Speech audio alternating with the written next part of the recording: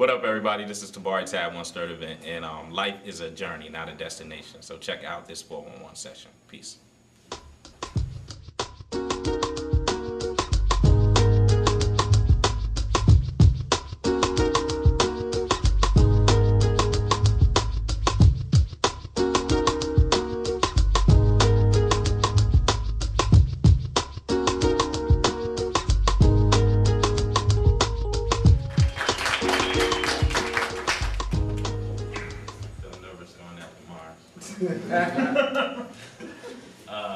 So where do I start? I'm from East Orange, New Jersey, North New Jersey.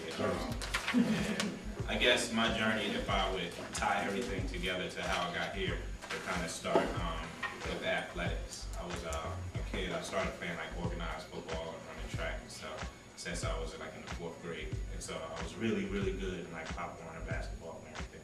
And that's where I first learned to like make goals for myself. Like I would go to a track meet and I would run one time, and then I was like, I would see somebody that was a little bit older than me, and I would be like, yo, I want to run that time next year. And I would focus all my energy to that. Or I would be playing guard, but I wanted to play tailback next year, so I would focus all my energy over the summer to just do those things.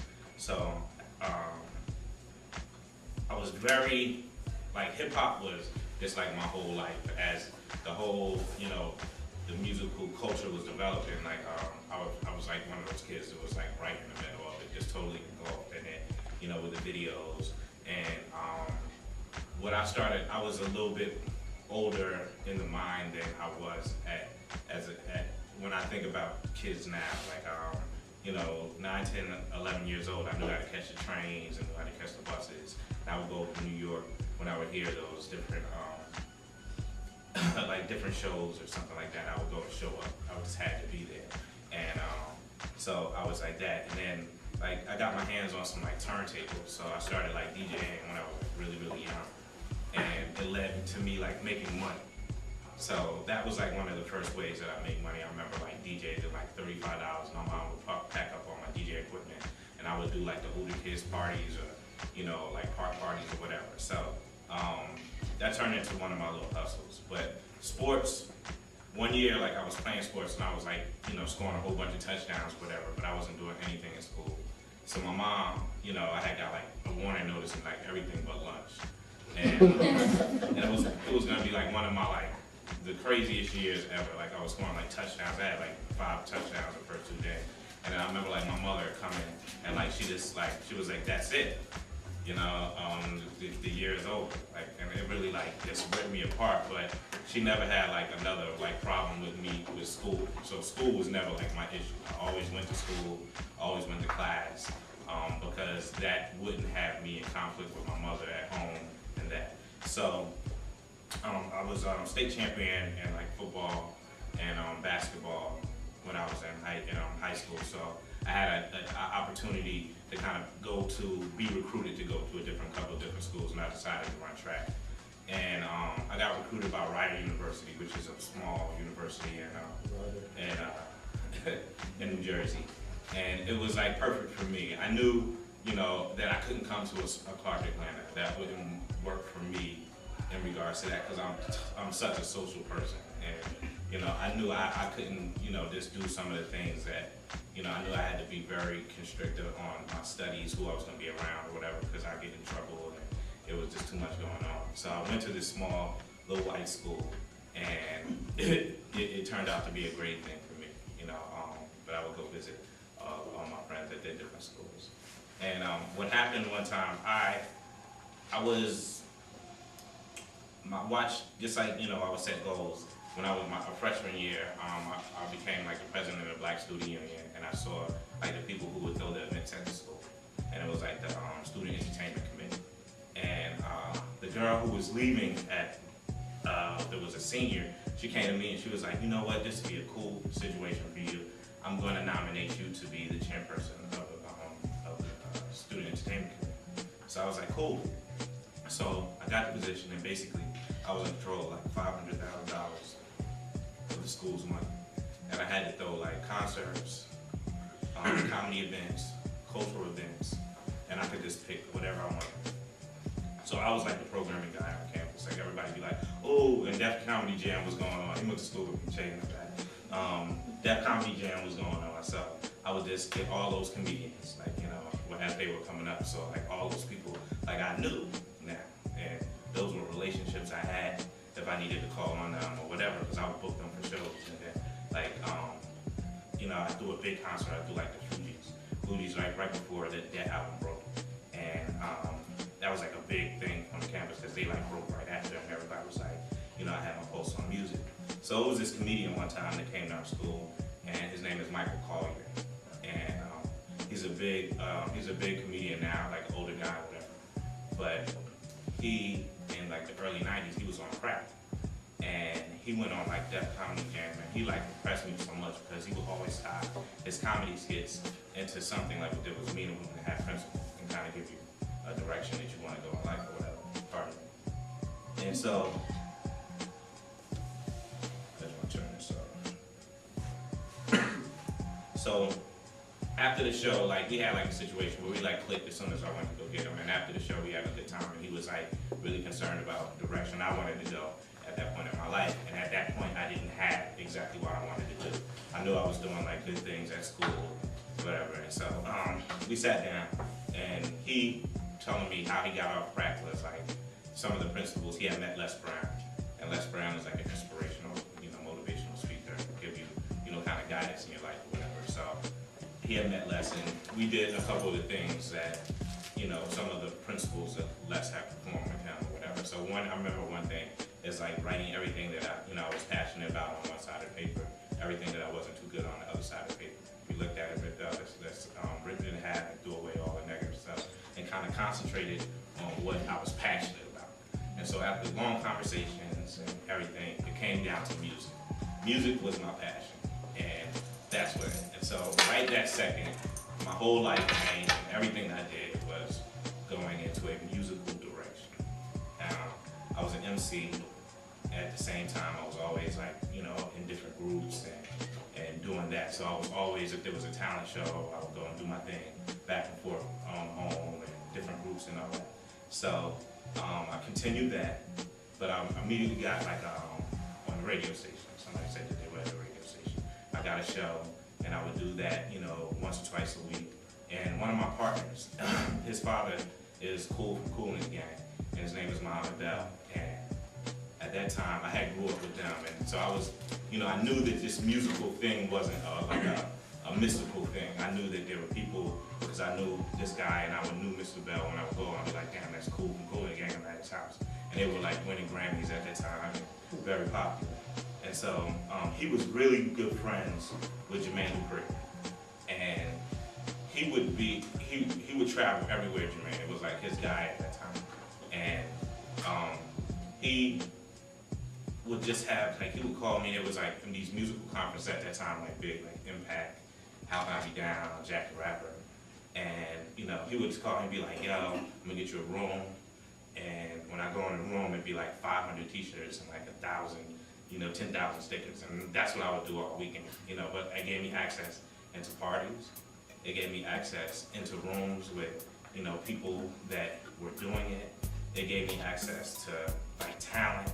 At that time, he had like Chris Cross and the Brat, and you know, I would be in the room with these guys, just playing Madden, just sucking it all up, you know. And I was like, okay, I'm liking this or whatever. But I didn't know that I was like his promotional outlet at that time. You know what I'm saying? We would go so hard to the point where, you know, they would give him fines after he left the seminar because like we had stickered up, you know, everything, coming up with ideas or whatever. But at that time, you didn't know you was doing something wrong, that you just tore up a Hilton or something like that.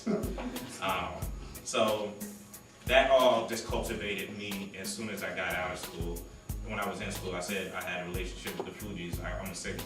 And I had met one of the guys that was one of my younger brothers that, you know, had joined was Wyclef's brother.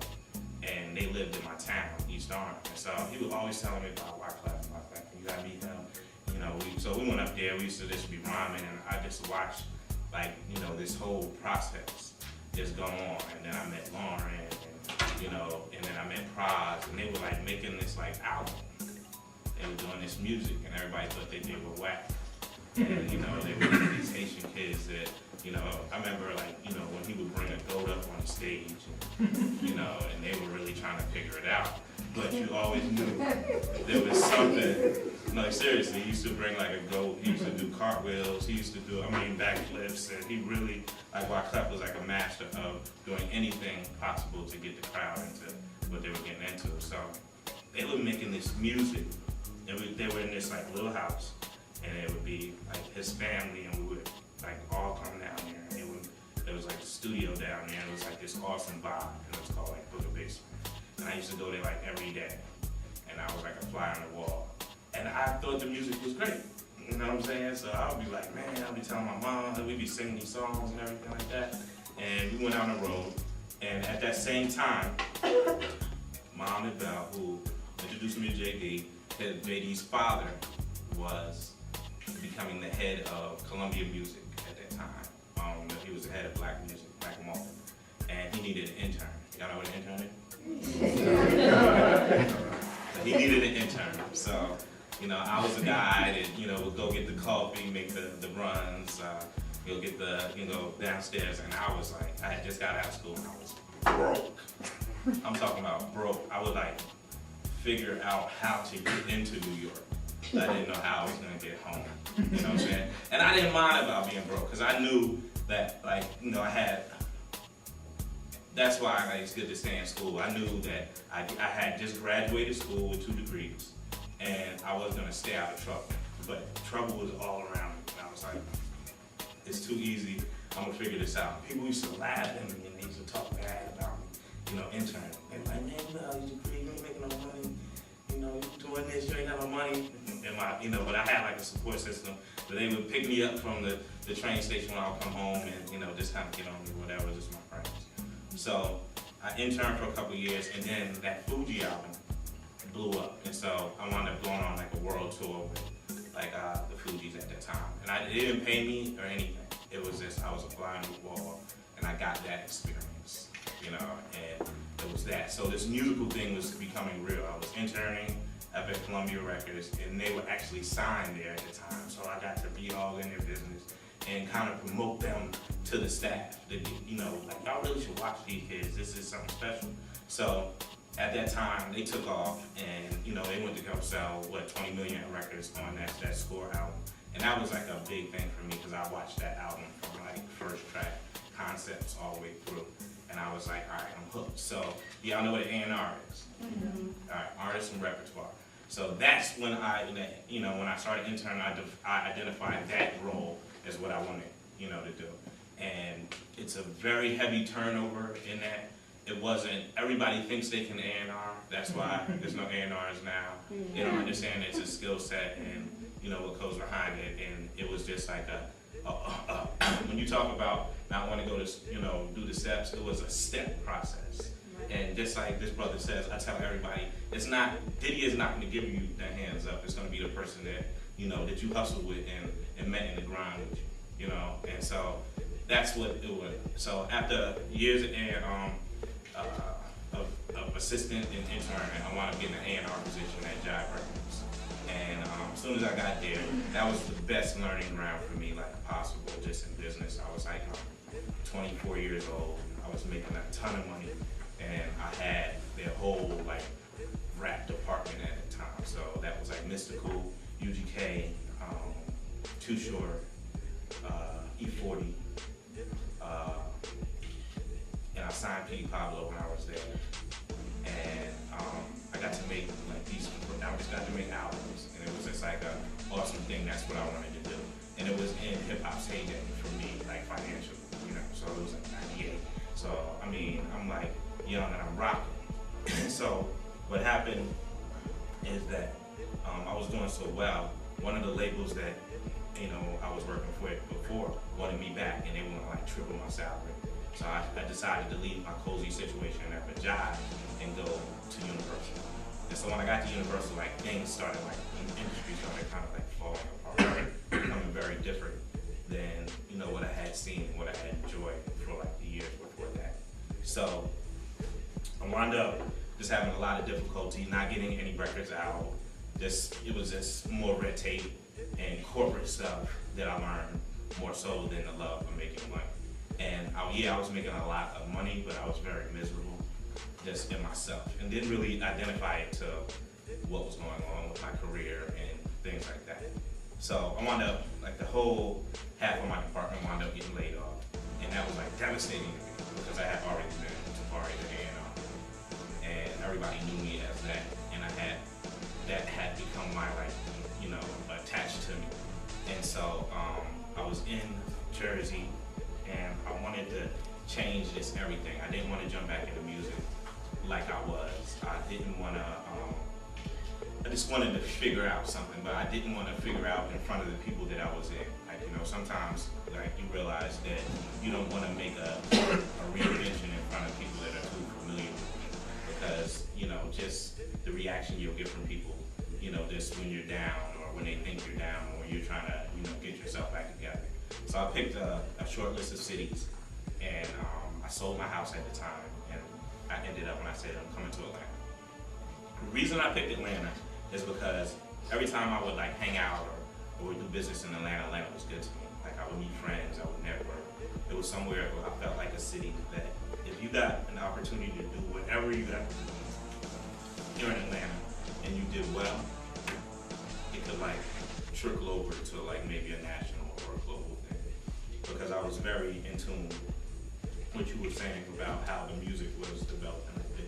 And so I saw a trend of that early, about 6 or 7 years, about media itself going to Atlanta.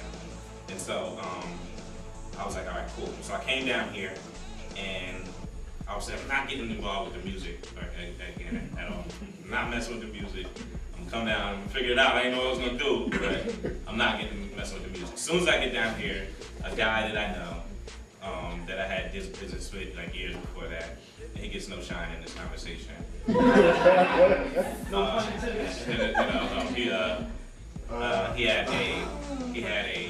a single. He had a single. He had a song with a hook. Let's say like that. He had a song with a hook, and I was like, all right, this is a good concept or whatever. So we went and we worked this record down here. Like I know how to work a record, you know. We went all over and we worked this record. We broke this record down, and you know, so back into this music thing I didn't really want to be in, you know, dealing with some knuckleheads that I really shouldn't have been dealing with in the first place. So I get back up and I'm back in the game in music because now I got 10 deals on the table for like everybody, you know, that I had just left, you know, in the music business. Now I'm coming back on the other side and I have artists. So I wound up doing that deal. So that sucked me back in music, wound up doing a couple of projects. Make a long story short is that my mom got really, really, really sick. And so I just had to like, I was on tour, I had to like drop everything I was doing, I had to come back, you know, and go take care of my mom. So that took about, I thought I was gonna be home for like 3 weeks, it took like 8 months. And like, you know, I had to like, I sold like everything, and, you know, like I'm a hustler, so like I know, you know, don't hold on to anything. Everything is just an item or whatever, and so I was just trying to keep it both floating. And, you know, I was paying bills up in Jersey and down. I had a house down here, so it was like devastating to me. So as soon as I got back, you know, got back on my feet, made a couple moves, whatever, and you know, I was back on my feet. A friend of mine was working at Tabari Studios, and Mr. Perry was throwing this big party, you know, because he was about to open the studio. And I was like one of those people that was like a Tabari fan. You know, he was very inspirational to me. Whether I liked the content or whatever, like how he goes about things, me being a Christian man, you know, I really knew that I was gonna meet that brother. Like I know a lot of people say that in their soul and it's gonna get all weird or whatever, but like I knew I was gonna connect to him and somehow if I got around him, I was gonna connect to someone. So a friend of mine said he needs like 300 PAs for this event. Y'all know what a PA is? Yeah. Same thing as an intern. So for me, as being a person that had success in my career already, you know what I'm saying, and it's like, you know, I was making, you know, at 25, like $200,000 a year, and you know, to go back and make, you know, $400 or $500 a week, is a decision that I took because sometimes you got to step back, you know, to just get in there, and I wanted to know what was going on with the infrastructure to this whole situation, and what skill sets I had that I could shift, you know, to this whole thing. So he wound up having this awesome party. That's a 2-hour conversation within itself. And I've signed a lot of paperwork where I can't be discussing a lot of things anyway. But he wound up having this incredible party, and they hired a couple of people out of that 300 to start the next day on a show called House of Pain and Meet the Browns. So we were doing like House of Pain Monday, Tuesday, and Wednesday, and then we would do Meet the Browns Thursday and Friday. And soon, the first day that I got into this environment, this television production environment, I knew I was like at a place where I was like home. Like I never felt like this comfortable with what, you know, I was doing, and you know, just how things were going and being. I'm very about my business. I'm serious. You know, like I don't play about business. I'm on top of it ever since I was a kid, and that you will get this talent mass of people that are serious about a goal, and you're going to accomplish that goal if you have people that are with you with that make it happen attitude. And so we were surrounded by that, kind of holding, you know, Mr. P up with this brand that he's doing. And so in the course of that, like I was one time I was talking to Alfonso Rivera, like he plays Carlton, Red Prince, whatever. He was like one of the directors come up, and he made a lasting thing because he said, what we're doing down on that campus, they're not doing anywhere else in the world, and you can't learn this anywhere else at the rate that you're learning. So just be cool with whatever is tough to you right now, because you're not going to learn this anywhere else. This at the speed we were going. So in the course of working there for 4 years, I had made like maybe like 400 television shows and like worked on like 10 movies, and that's like crazy. You know, it's just totally crazy. So in regards to that, I had some money that I wanted to do something with, and it wasn't a lot of money, but it was enough money where I was like, you know, I'm gonna start throwing parties, or I'm gonna do a concert or something. And I was like, I just decided, like right before that, I had wrote a script, and I decided to write a script and make this movie. So I got with one of my, you know, at that time was a good friend of mine, and we, you know, started a production company, and Blue Lion Club Production. And the thing that we were talking about earlier, Mark was talking about, my company is Blue Lion Club, because that was like my school's logo and motto, and like not motto, but once you graduate, you were in the Blue Lion Club, and everybody that I was dealing with creatively and at the time was from my high school. So I started this company, brought my partner in, and we said we're gonna make a movie. And like a lot of people like laughed at us and giggled at us, and you know about that. And at the time where I was doing my PA full time too. So, and I was like one of the integral people that was, you know, so I had to go in front of them and be like, yo, listen, I need to take a month off to like make my movie, you know, in the middle of you making a movie. And, you know, I didn't know if I was gonna have a job when I would come back, but this was on my heart and this is what I had to do. And so I went, and they like laughed at me, you know what I'm saying? And then they were like, you know, well, you gotta be back on the 17th, you know, because we got some things going on. So I was like, scheduling my movie around that, and I made this movie, and it's called Breaking Up Is Hard to Do. And, you know, I went back, and one thing about me is like I go hard, and I took every dime that I had, and I made this movie. Like, you know, me and my partner did accounting after the movie, and like I was like negative like $100 in my account, and like I have a mortgage and I got things. It's like that, you know. So I was like, all right, cool. But right after I went back to work, and I just worked on my movie. And this movie, you know, I don't know if you know, like you go to film festivals after you make a movie, and it's like movie like just started like taking off, and I started applying my skill set from music promotion and marketing to this new indie filmmaking, and they don't do it like the music thing. And so it's a very in-your-face thing. And it's definitely spread to get my name out on what I do. Very, very, you know, just like I said, I walk around, I go from my music days, and I walk around, and each one of y'all I get one of these, like, look at my trailers and stuff on there. Like, I go and make a fan at a time, and I go, so my movie was in like 12 film festivals. We won a couple of film festivals, and I wound up getting a deal for my movie now. So now I'm on the other side. Now I'm loving this with my film. So during that time, my responsibility changed up at the studio, and I became Mr. Perry's executive assistant for like a year. And that was like very, very challenging for me because it's not something I necessarily wanted to do, but who would knock down that opportunity to do that? You know, I'm more of a creative person, but I thought the guy was like leading me to show me some other things. It was very too close to the fire for me because he just has a lot of things going on, and it's like a 24/7 thing. But with me, my threshold of who I think I am as a person and what I can do and not taking no as an option, it was nothing that I couldn't do. So that was like a cool, year. So after that, like my movie started catching fire, and I caught a deal, and I wound up, I had to take time off again from the studio and finish what's called all my deliverables. And so I had to do all that to get everything. So that movie, it got distribution. It's been on like Showtime for like a year, and it was at Walmart, it's in Walmart, it's iTunes, it's everywhere, Netflix, everything. So breaking up is hard to do. Alright, in the course of that, the money that I made in that deal, I immediately took it over, and it was this crime thriller. I watch a lot of like Law and Order and Criminal Minds and First 48 and those types of things. Like a really dark mind on that, right? And I had this other movie that I wanted to make. People said, "Don't make this movie," because it's as in black cinema, they say funny is money.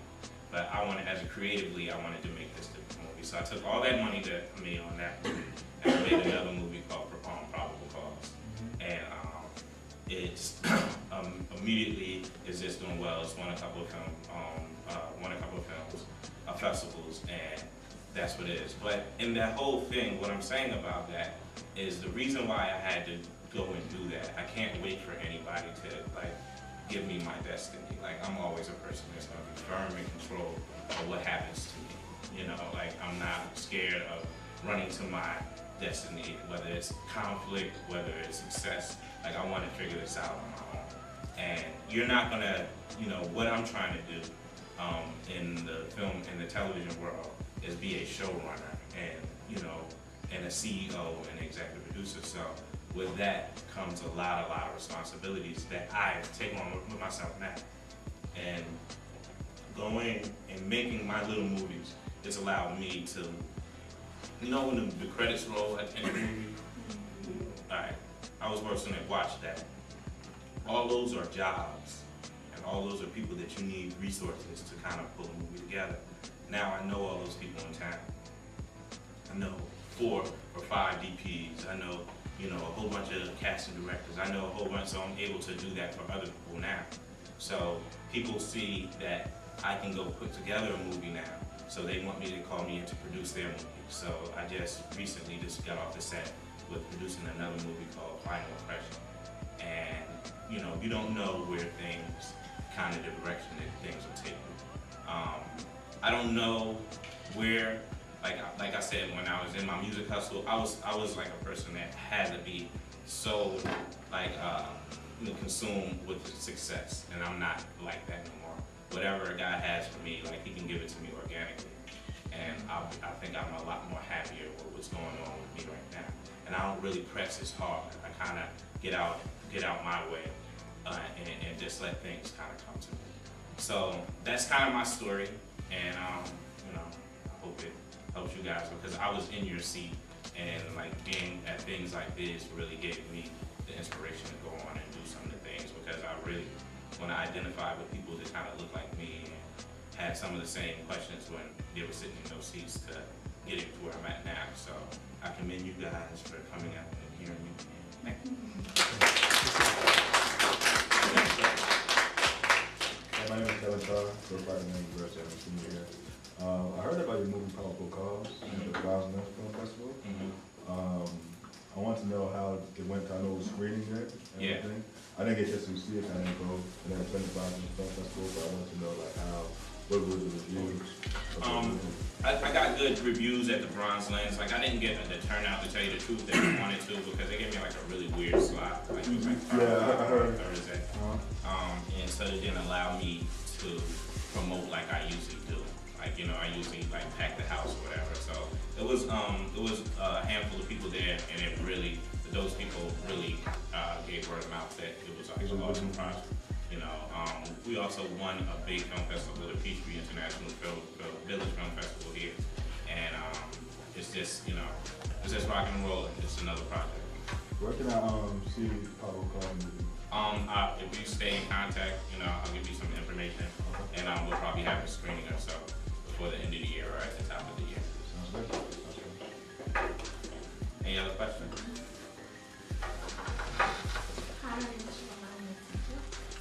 You seem to me, just from hearing you talk and like how your career has gone over the years, it's very like fearless, and you just went for everything, you had a passion for it, you felt for it. So like, what kind of word of advice would you give to someone that's gonna feel like, you know, a hindrance is like, that's it, like I can't do it, I'm gonna stop it. What kind of advice can you give us, like, let's keep going, have like an obstacle in person? My first, let me tell you the truth, and this is, I wish somebody had this conversation with me when I was, you know, younger. It was, you know, life is going to be a very tough thing. You know, don't think it's not. You know, get ready to buckle up. It's going to be a roller coaster. And like sometimes you're going to be up and sometimes you're going to be down. My thing is monitoring and adjusting. That's the key. You know, and another thing is follow up and follow through. You know, if a situation happens, things always happen. You know, things are happening to the biggest people that you think everything is cool, and you know, Barack Obama is having some craziness happen right before he goes to the podium, but he's cool about it. You know what I'm saying? So it's like monitoring to the situation, really looking at your situation, evaluating your situation, and finding, you know, a solution to it. You know, and or find people that can help you with the solution, but don't just sit there and just look at it like a deer in the headlight, and don't think, you know, that, you know, a period or something that happens, a period at the end of the sentence is always probably like a comma. And you'll look back down the line, you know, and looking like that wasn't that bad, you know. And I'm also, like, I bring it back to God, like, you know, I really don't feel like, you know, he's made me and put me in situations with, you know, people and the things that I have just for nothing. So, like, I kind of, like if I listened to The Secret also and read that book, and it's like, I don't worry about the middle. Like, if something's on my spirit, I do that, and then, you know, let God or the universe, whatever they want to say, like, fill in that part. And, you know, and then I'll be at the end to kind of catch it and do what I do. But I just kind of move forward on the things, and it kind of leads me, you know, in the direction that, you know, I've been going and continue to go. Professor, sir. Yeah, I just recently went to the Savannah Film Festival. Yeah. And what alarmed me is the fact that there were very few films, black filmmakers. I was wondering if you get an opportunity to explore film festivals that have like a diverse audience. Yeah, like film festivals are just like the market, man. You know, black film festivals are definitely our voice. You don't really see black movies. You don't really see the, I mean, when I was growing up and it was in the 80s and the 90s, it was black faces on TV, and it was like you could go to different things, and, you know, if it's not like a slapstick, you know, funny movie, you know, you don't really see a lot of that. So that's on our community, that we have to do better with supporting the things that come out. And there's a lot of stuff that, you know, is garbage that's out there, and, you know, but I don't know, we gotta find a way to do better. And I don't really make that my problem. You know what I'm saying? My thing is coming out with the best product, and to get and filling that slot. Then, you know, they tend to say, hey, there's no black people on TV. Well, you know, I need to create that content, and I need to do my thing to get it there. And that's what I'm trying to figure out as Atlanta is expanding into this Hollywood South, as we say. You know, I want to be a player in this realm as this whole thing, because I see it as a very historical time here. So I think, you know, with the directors and production companies that I see on these films, you know, I do have faith in the future of black cinema and black TV. I know you mentioned earlier you were working with the Fugees and everything. Did you get a chance to really learn her? Yeah, like she was definitely part of that process, and you know, watching her and befriending her at that time was like an awesome thing because that was like somebody that you say we all identified as a star, you know, and to see that star become and transition, and you know, she's going through her thing in life or whatever, but you know, with me, I think that's one thing that I can pride in myself, and why I was like an A&R or something like that. I know like good things, and we, you know, coming up and her being in our neighborhood and her doing the things, we all knew it was something special about that girl, whether she figured it out or what was going to happen, and it, you know, it started off with the Fugees, but like, you know, for her, she could be, you know, whatever she wants to be. She's a great actress. She could be, you know, a leader. She could be whatever she wants, but, you know, definitely worked with El Boogie at that time, and kind of watching her transition was a great thing. All right, let's get it. All right.